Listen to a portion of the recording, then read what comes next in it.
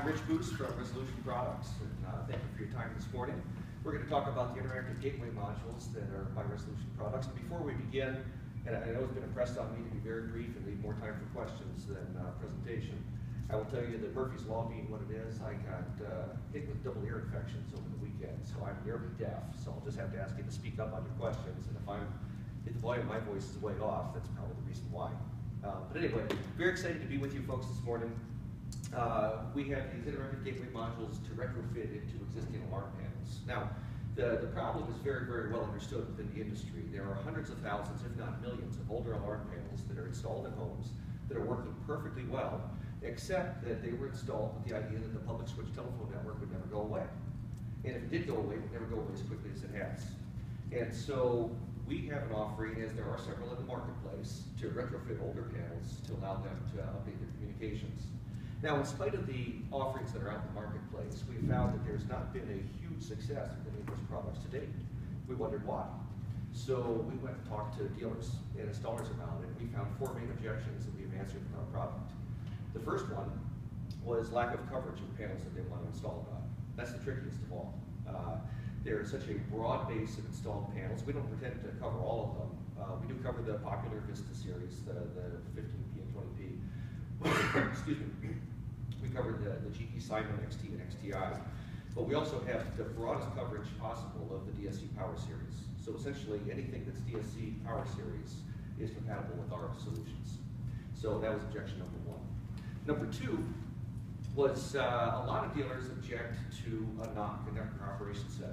To date, every solution that has been to update communications means that instead of using the very, very reliable phone line when it was there, signals being sent to a Network Operations Center that then forwards it on to the central station.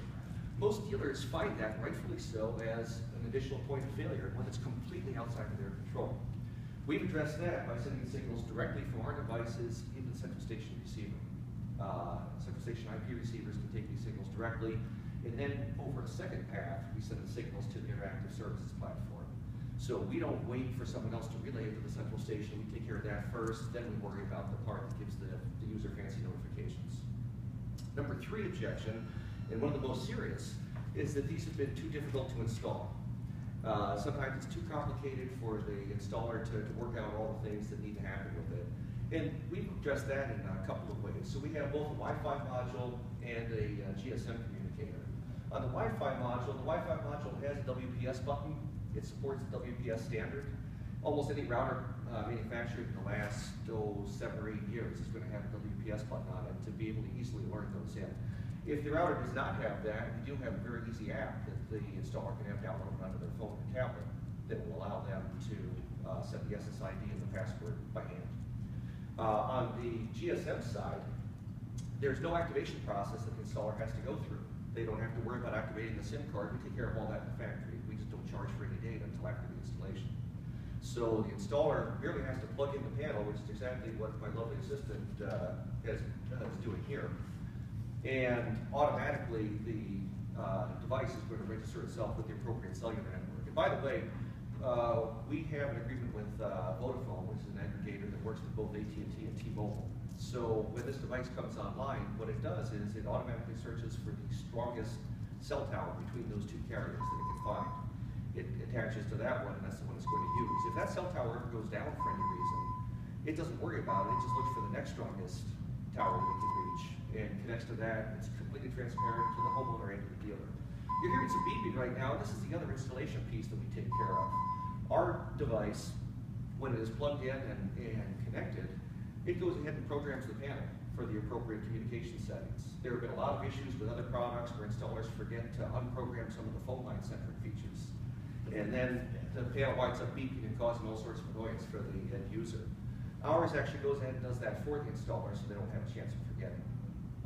And the fourth objection that we've seen is that many of the solutions out there don't offer anything extra to the homeowner unless they pay a lot more for it. So the homeowner, who was very, very happy with the system for a long time, doesn't see a reason why they should pay a couple $100 for this upgrade just because they're losing their phone line. What we do is we have a built-in Z-Wave controller that allows you to use inexpensive Z-Wave devices very inexpensively. And for interactive services, we've partnered with SecureNet, which is one of the leading international providers of interactive services. so that there's a very, very smooth user experience. And I'd like to demonstrate a little bit of that for you right now, if I may. Good to go? Or is our iPad dead? Murphy strikes again. We developed iPad problems just in the last 5 minutes. You know, I was out for about an hour practicing this over and over again. And the very last run through, the iPad suddenly developed a work. So we're going to use a telephone.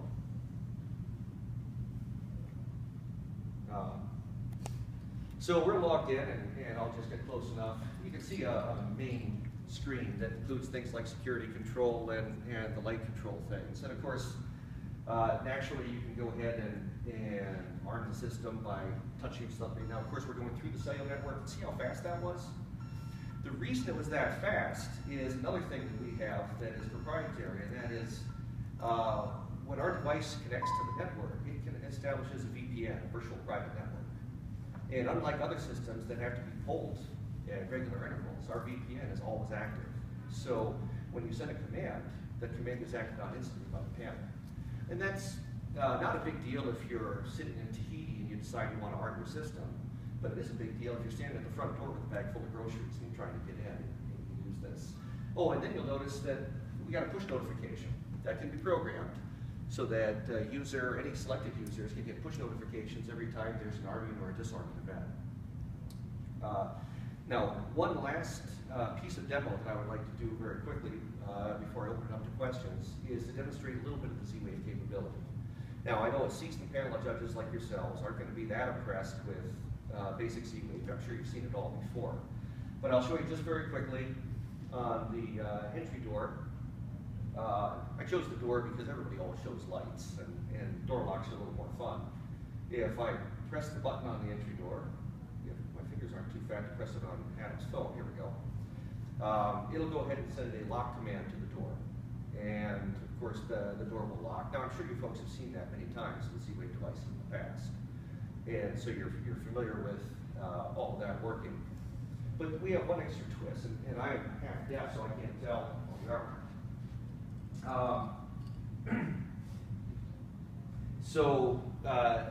Anybody does that. However, one of the things that we're able to leverage based on our always-on VPN connection is that the user who's looking at the app can always see the true status of the door. So if someone is home, if Adam were at home when I was locking the thing remotely, and he unlocks the door, within seconds, the status of this goes from the, where's his phone goes to sleep on me. The status goes from the red lock status to the blue unlock status. And it always shows the live real-time status of the door. And that overcomes a major objection with a lot of the Z-Wave stuff. Z-Wave, a lot of people think it's kind of a neat toy, but it's not that practical because you're kind of working blind. You don't know what you're affecting. This always tells you what the real status is of your lights, your thermostat, your locks. So the blind piece, by the way, and that's one of the concerns that I had seen in a lot of technologies past. So when you do a command, if the command doesn't make it for some reason, or if there's some sort of problem, you send an unlock. Is it unlocked? Do you really know? Absolutely. Does it go to the point of, end to end? Yeah, it happened. I sent an unlock. Does it tell you if it didn't happen? Yes, it does. And in fact, that's one of the things that I've seen. In fact, I thought Murphy's Law kicked in as much as it is this morning. It might happen now, but if your command fails, it'll send a command fail message to you and will not update the status of the device. So you always know exactly what the status is. And again, for lights, maybe that's not such a big deal, but if I've got Z-Wave locks in my house, I sure as heck want to know if that door's locked or not at any given time. Now again, it was impressed on me to try to keep my talking brief. I know you folks have had some other materials to read. Are there any questions I can answer? Is it only iPhone? No, that's a great question. Thank you. The app is available for Android and iPhone. Nothing for BlackBerry. So help me understand a little bit better. So my home alarm system, I've got an 82 home alarm system, and I'm going through Comcast, which is providing that to the 82 central station. So how does your product help me alleviate? I got the wireless backup, and so what am I from an end user perspective? What are the benefits, additional benefits that I can see with your product? Okay, the Z-Wave that you just talked about, which I think is great. Well, and there's the control of your system and the knowledge of your system status at all times through your mobile devices or through the web. We have a web portal also, and in my experience, nobody uses the web, everyone's using their phone. Yeah. The other thing that you kind of hint to that, I want to make sure I mention, is you talked about backing up. And we do have, thank you, as I mentioned, we have a Z-Wave, or I'm sorry, we have a Wi-Fi and a cellular device. If you choose, you can have Wi-Fi as your primary and cellular as backup, in case your Comcast would ever go down. If you install both devices on the same system, the cellular device is smart enough to recognize that there is a Wi-Fi device on the same system, and so it automatically goes into backup mode. Again, there's nothing the installer has to do, there's no decisions they have to make, and it works that way as well. So you're able to do this now, so you're taking the middleman out of the equation as far as the, let's just call it the communications managers out of the middle of the equation. And you're going directly, so who does it support when you're talking about an IP receiver? Okay. Who are you able to talk to? That's a great question. So today we talked to there's a SecureNet IP receiver that again is very popular outside the United States and started making incursions here, and it talks to that.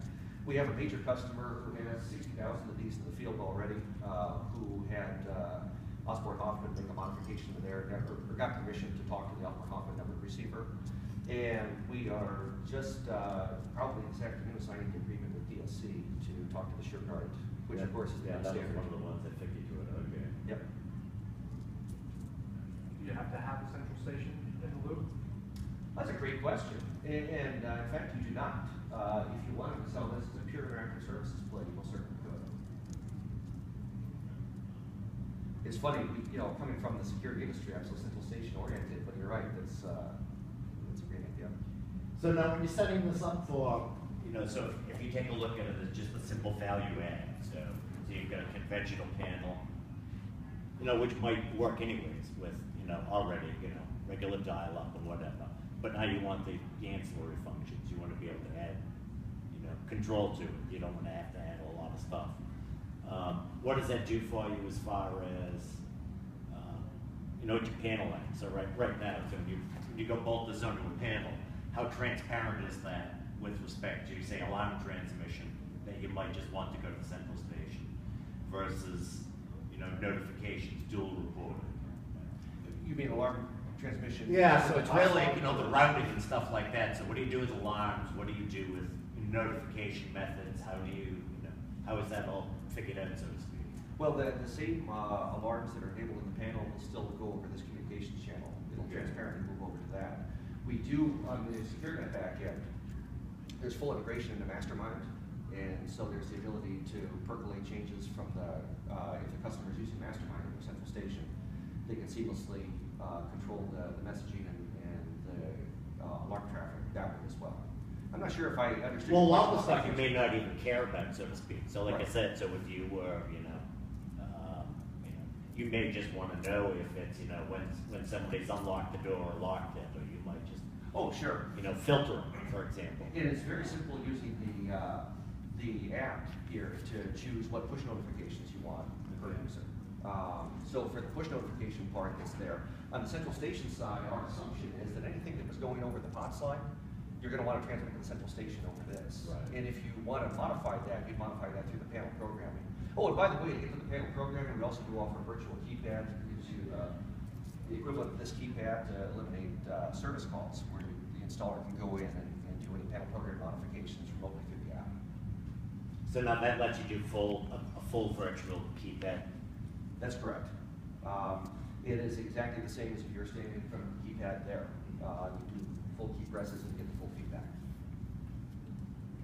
Alarms are just push notifications to actually. Well, the alarms actually go into the central station receiver first. And then after that, the secondary communication is into the interactive services server, and the server that can send push notifications to somebody's smartphone or tablet. And so as far as panel support, so right now you're doing GSC now. You're doing Full DSC Power Series. We're doing the Honeywell Vistas. Yeah. And we're doing the Simon. The smaller version is the Simon XT and XTI. The larger version is, I mean, nervously great plastic. They're shown in here. The larger version is what connects to a bus, and the smaller version up there connects into the Simon. We do have a toggle switch, so it's one device that talks to Honeywell or DSC. There are two other switch positions for Concord and NX. Those are coming, but I was told not to talk about anything that's not available today. Any further questions? Well, thank you very much for your time. Mr. Booth, you are at 6039? That's correct. Okay, I'd just like to make sure. Yeah, we would love to see you. Excellent, thank you very much. Thank you.